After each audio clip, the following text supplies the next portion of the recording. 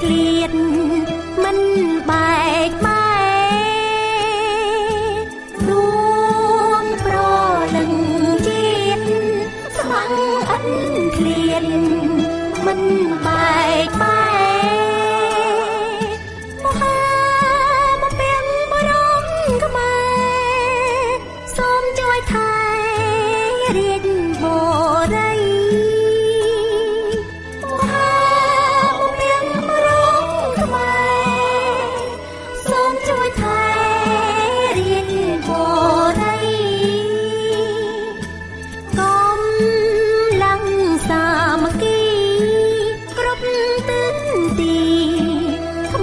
ប្រំស្រីកំឡងសាមគ្គីគ្រប់ទិសទីខ្មែរប្រំស្រីការពារទឹកដីស្បង់យកជ័យដើម្បីថែម្ដា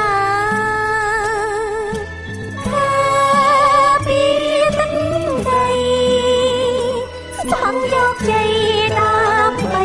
ថែម្ដា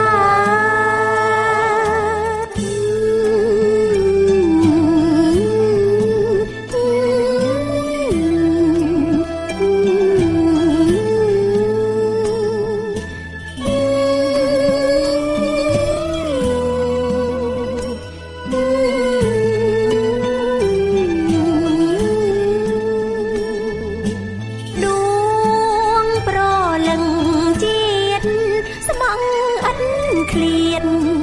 មិនបែកបែករួមប្រលឹងជាតិស្ម័គ្រអិន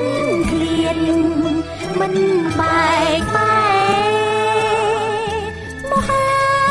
បពាំងបរមខ្មែរសូមជួយថែរាជបូរី